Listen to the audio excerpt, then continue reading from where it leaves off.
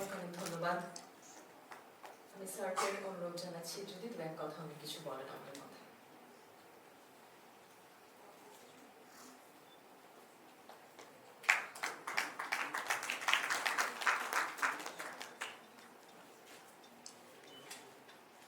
এখন আপনাদের সামনে উপস্থাপনা করছি আমাদের শ্রদ্ধেয় শিক্ষক, সমাজ শিক্ষক পবিত্র সরকার মহাশয়কে। স্যার আজকে আমাদের মাঝে এসছেন আমাদের ট্রু ব্র্যান্ড মাল্টিপ্লেক্স এবং অরণ্য ফাউন্ডেশনের পক্ষ থেকে বঙ্গশ্রেষ্ঠ সম্মান 2024-এর যে আয়োজন করা হয়েছে সায়েন্স সিটি অডিটোরিয়ামে, সেখানে আপনি আসাতে আমাদের অনুষ্ঠান অলংকৃত হয়েছে, শোভাবর্ধন ঘটেছে। আপনাদের মতো মানুষদের পদধূলিতে আমরা সমৃদ্ধ হই, আমাদের বিবেক জাগ্রত হয়। বর্তমান পরিস্থিতিতে দাঁড়িয়ে আমরা খুব অস্থিরতার মাঝে রয়েছি, বিশেষ করে হয়তো নারী সম্প্রদায় কোথাও গিয়ে একটুখানি মনোকষ্টের মাঝেই প্রতিদিন যাপন চলছে আমাদের মায়েদেরও বোধহয় তাই। তো আপনাদের আদর্শ আমাদের একটুখানি উদ্বুদ্ধ করে দু চার কথা একটু বলুন স্যার আমাদের। না, সারা পৃথিবীর সভ্যতার ইতিহাসটাই পুরুষ প্রাধান্যের ইতিহাস। পুরুষেরা মেয়েদের নানা কারণে দমিত করে রেখেছে, শুধু তাই নয়, তাদের তুচ্ছ করে দেখেছে এবং তার ফলে তাদের নানা রকম অধিকার থেকে বঞ্চিত করেছে এবং মনে করেছে এরা সহজে এদের ওপর অত্যাচার করা যায়। এটা ইতিহাস আস্তে আস্তে বদলেছে এবং গত শতাব্দীর মাঝামাঝি যখন বিদেশে নারীবাদী আন্দোলন হচ্ছে, আস্তে আস্তে সারা পৃথিবীর দৃষ্টিভঙ্গি বদলে গেছে। নইলে ধরো, চীনে আগে মেয়েদের ছোট জুতো পরতে বাধ্য করা হতো, বা এমনি নানান ধরনের আমাদের বিধবাদের নানান রকম বিধিনিষেধ মান্য করা হতো, মেয়েদের অল্প বয়সে বিয়ে দেওয়া হতো। এগুলো তো ইতিহাস। তো সতীদাহ টতীদাহর কথা ছেড়ে দিলাম, এখনো ভারতে অনার কিলিং বলে একটা ব্যাপার আছে। এই যে টুকরো টুকরো ঘটনা, এতে বোঝা যায় যে পুরুষ জাতির দৃষ্টিভঙ্গিটা এখনো সর্বস্তরে বদলায়নি। শহরের শিক্ষিতদের মধ্যে হয়তো একটু চেতনার পরিবর্তন হয়েছে, কিন্তু বদলায়নি।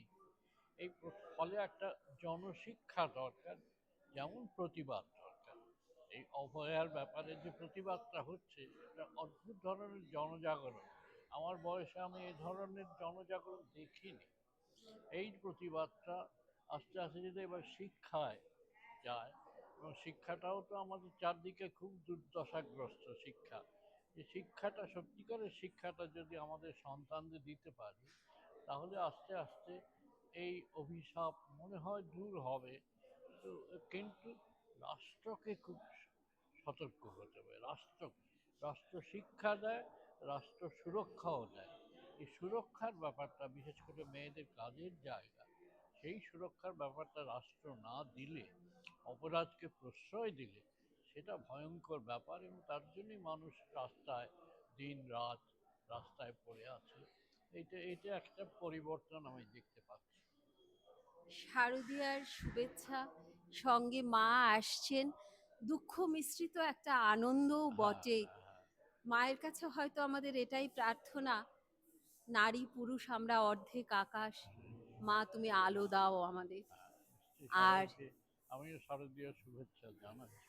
আমাদের একটা নতুন চ্যানেল, ইউটিউব চ্যানেল খোলা হচ্ছে, যেটায় রয়েছেন আমাদের নাইম ভাই এবং দীপাদি। এই আমাদের বঙ্গশ্রেষ্ঠ সম্মানের উপরে ভিত্তি করে ট্রু ব্র্যান্ড এবং অরণ্য ফাউন্ডেশনের পক্ষ থেকে খোলা হচ্ছে। আপনি যদি আমাদের সাথে একটুখানি পথ চলেন এবং শুভেচ্ছা বার্তা একটুখানি। হ্যাঁ, এই নতুন যে ইউটিউব চ্যানেল তোমরা খুলতে চলেছ, এর জন্য আমার তো সব রকম শুভেচ্ছা রইল। এই কারণে এটা বাংলার সংস্কৃতির প্রচার করবে, এবং বাংলার সংস্কৃতির যেখানে প্রচার হবে, এই প্রচারটা সারা পৃথিবীর মানুষের জন্য, শুধুমাত্র বাংলার বা জন্য নয়, ভারত এবং সারা পৃথিবীর মানুষের জন্য। এবং সেটা তো আমাদের পক্ষে গর্বের কথা, আনন্দের কথা। সত্যি সত্যি বাংলার সংস্কৃতি প্রচার করবার মতো একটা ব্যাপার আছে। রবীন্দ্রনাথ থেকে শুরু করে সবাই, উদয় শঙ্কর, রবিশঙ্কর, কে নেই?